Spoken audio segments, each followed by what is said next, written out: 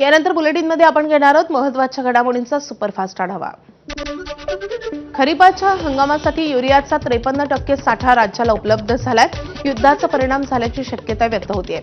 राज्यात आगामी खरीप हंगामासाठी गेल्या वर्षीच्या तुलनेत एकूण खत उपलब्धतेत जवळपास 4 लाख टनांची वाढ झाली आहे। मात्र युरिया खताच्या उपलब्ध साठ्यात 1,15,000 टनांची घट झाली आहे। राज्याला मंजूर एकूण 48,80,000 टन खत साठ्यापैकी 53% साठा सध्या उपलब्ध झालाय। कृषी विभागाच्या अहवालानुसार 25 मार्च रोजी राज्यात एकूण 25,64,000 टन खत साठा उपलब्ध आहे। आखाती युद्धामुळे एलपीजीचा तुटवडा निर्माण झालाय। अशातच केंद्र सरकार पाईपद्वारे पुरवला जाणारा नैसर्गिक वायू अर्थात पीएनजी वापराला आता चालना देण्यासाठी महत्त्वाचा निर्णय घेण्याच्या तयारीत असल्याची माहिती आहे। दिल्लीत विज्ञान भवन येथे केंद्रीय मंत्री मनोहर लाल खट्टर, केंद्रीय पेट्रोलियम आणि नैसर्गिक वायू मंत्री हरदीप सिंग पुरी यांच्या संयुक्त अध्यक्षतेखाली एक बैठक पार पडली आहे। या बैठकीनंतर पाईप गॅस संदर्भात सरकारच्या हालचाली वाढल्या आहेत। आखातातून येणारा एलपीजी पुरवठा विस्कळीत झाल्यानं केंद्र सरकारनं आता पीएनजी निर्मिती वाढवण्यावर भर दिलाय। 9 लाख मेट्रिक टन ऐवजी आता 11 लाख मेट्रिक टन पर्यंत पीएनजी उत्पादन वाढवण्याचा निर्णय झालेला आहे। यासाठी राज्य सरकारने आता सर्व महापालिका आणि नगरपालिकांना पाईप गॅस कनेक्शन देण्यासाठीच्या अटी शिथिल करण्याचे आदेश दिले आहेत। पाईप गॅस हा लोकांपर्यंत पोहोचवण्याचा आपला प्रयत्न आहे। कालच आपण एक जीआर काढून सगळ्या महानगरपालिका नगरपालिका क्षेत्रांमध्ये गॅस पाईपलाईन टाकण्याकरता सगळ्या अटी आणि शर्ती या शिथिल केलेल्या आहेत। राईट ऑफ वेज त्यांना देण्याचा प्रयत्न आपण करतो आहोत आणि या गॅस पाईपलाईन आपण जर टाकल्या तर आपल्याकडे पीएनजी उपलब्ध आहे। त्यामुळे एलपीजीची आवश्यकता पडणार नाही। शहरांवरचा एलपीजीचा लोड जर आपण कमी केला तर भविष्यात अशा पद्धतीच्या ज्या काही सिच्युएशन्स उभ्या होतात त्याच्यामध्ये देखील आपल्याला कुठली अडचण येणार नाही। तर पाईप गॅस म्हणजेच पीएनजी एलपीजी पेक्षा फायदेशीर का आहे आपण ग्राफिक्सद्वारे पाहतोय। कृष्णा गोदावरी खोरं, आसाम, त्रिपुरा, मुंबई हाय आणि राजस्थानमधील काही क्षेत्रात पीएनजीचे मुबलक साठे आहेत। पाईप गॅसचं 50% उत्पादन देशातच होतं। तर 50% पाईप गॅसची कतार, यूएई, अमेरिका, ऑस्ट्रेलिया सारख्या देशांमधून आयात केली जाते। पाईप गॅस थेट घरापर्यंत पोहोचवता येतो आणि त्यामुळे खर्चही वाचतो। एलपीजी घरोघरी पोहोचवण्यासाठी वाहतूक, मनुष्यबळाचा खर्च अधिक होतो। तर पाईप गॅसचं बिल विजेच्या बिलाप्रमाणे वापरलेल्या युनिट्सवर आधारित असतं। एलपीजी सिलेंडरमध्ये शेवटी थोडा गॅस शिल्लक राहतो। पाईप गॅसमध्ये तसं होत नाही। पाईप गॅसचे दर हे एलपीजीच्या तुलनेत अधिक स्थिर असतात।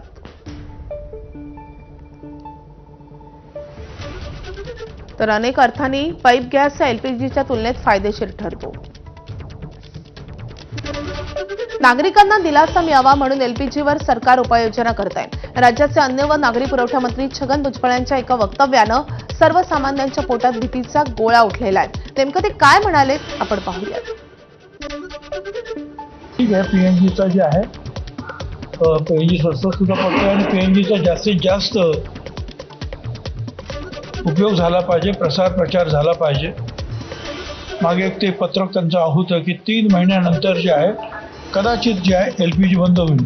त्याच्या अगोदर सगळ्यांनी पीएनजीचे जे आहेत निदान अर्ज वगैरे करून जास्तीत जास्त पीएनजीच्या ज्या आहेत जोडण्या करून घेतल्या पाहिजेत। तर त्या दृष्टीने जिथे जिथे हे शक्य आहे काम सुरू आहे। आखाती देशांमधील संघर्षाच्या पार्श्वभूमीवर इंधन तुटवड्याची चर्चा सुरू असताना मुंबईत एलपीजी सिलेंडरवरून पत्रयुद्ध रंगलंय। कौशल विकास मंत्री मंगलप्रभात लोढा यांनी जैन समाजाच्या आंबिल की ओली या सणासाठी गॅस सिलेंडरची कमतरता भासू नये म्हणून जैन संस्था आणि सोसायट्यांना पत्र लिहिलंय। गरज भासल्यास थेट माझ्या कार्यालयाशी संपर्क साधावा असं आवाहनही त्यांनी केलंय। त्यांच्या पत्रावर महाराष्ट्र नवनिर्माण सेनेनं आक्षेप घेतलाय। मनसेनं थेट गॅस पुरवठा करणाऱ्या एजन्सींना पत्र लिहून सर्वसामान्य नागरिकांना होणाऱ्या त्रासाचा मुद्दा उपस्थित केलाय। तसंच एका विशिष्ट समाजासाठी दबाव टाकण्यात येत असल्याचा आरोप करून गॅसचा काळाबाजार झाल्यास कठोर भूमिका घेण्याचा इशाराही त्यांनी दिलाय। काल एक बातमी व्हायरल होती की आमदार मंगलप्रभात लोढा यांनी एक जैन समुदायाच्या एका इमारतीला एक पत्र दिलेलं होतं की तुमचा जो आत्ता जो आंबील म्हणून त्यांचा जो सण आहे त्या सण उत्सवासाठी गॅस पुरवठा जर होत नसेल तर तुम्ही माझ्याशी संपर्क करा, म्हणजे आमदारांशी, आणि आमदार त्यांना सहजरित्या गॅस पुरवठा करतील. सर्व गॅस एजन्सींचा एक पत्र दिलेलं आहे की फक्त एखाद्या विशिष्ट समुदायाला तुम्ही सहजरित्या गॅस सिलेंडर उपलब्ध करून देत असाल तर महाराष्ट्र नवनिर्माण सेना ते चालून देणार नाही. आणखी एक मोठी बातमी आहे.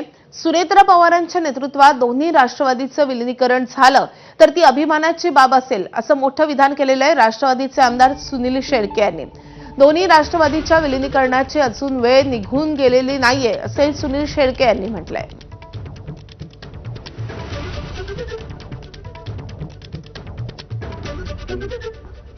2 महिने पूर्ण होत आले. दादांच्या आठवणींना उजाळा दिला जातोय. काय 2 महिन्यानंतर दादांना कसं मिस करता येईल? नक्कीच राज्यभरातील दादांचे चाहते असतील, कष्टकरी असतील, शेतकरी असतील, माझ्या महिला भगिनी असतील, यांना आज दादांची आठवण झाल्याशिवाय राहत नाही की ज्या नेत्यानं या महाराष्ट्राकरता 30 ते 35 वर्ष झिजले, या महाराष्ट्राला पुढं कसं नेता येईल हे स्वप्न उराशी बाळगून काम करत राहिले, त्या अजितदादांची आजही दररोज आठवण आल्याशिवाय राहत नाही. आणि दादांचं पश्चात आज सुनित्रा वहिनी राज्याच्या उपमुख्यमंत्री म्हणून किंवा पक्षाच्या राष्ट्रीय अध्यक्ष म्हणून पदभार स्वीकारून काम करत असताना दादांची उणीव ही आम्हाला अधिवेशनाच्या काळामध्ये नक्कीच झालेली आहे की ज्या नेत्यानं पुणे जिल्हा हा माझा पुढे कसा जाईल किंवा पुणे जिल्ह्यात प्रत्येक अधिवेशनामध्ये एक चांगला प्रकल्प कसा आणता येईल हे देखील दादांनी सातत्यानं पाहिलं. माझ्या मावळ तालुक्यात देखील मागच्या आता बातमी आहे इंधन तुटवड्याची. राज्यात गॅस सिलेंडरचा तुटवडा नसल्याचं सरकारकडून दावा करण्यात येत असतानाच एक धक्कादायक बातमी अकोल्यातून समोर येते. गॅस एजन्सीसमोर सिलेंडरसाठी रांगेत उभं असताना 80 वर्षीय शंकर शिरसाट यांचा मृत्यू झालाय. अकोल्यातल्या अन्वी मिर्झापूर इथे ही घटना घडली आहे. यदुराज गॅस एजन्सी येथे सिलेंडरचा नंबर लावण्यासाठी ते रांगेत उभे असताना त्यांना अचानकपणे चक्कर आली आणि ते खाली कोसळले. यातच त्यांचा मृत्यू झालाय. या घटनेमुळे परिसरात हळहळ व्यक्त होते. नागरिकांमध्ये संतापाची लाट उसळली आहे. सिलेंडरसाठी लांबच लांब रांगा आणि व्यवस्थेतील त्रुटींमुळे एका सामान्य नागरिकाचा बळी गेल्याची भावना व्यक्त होती आहे.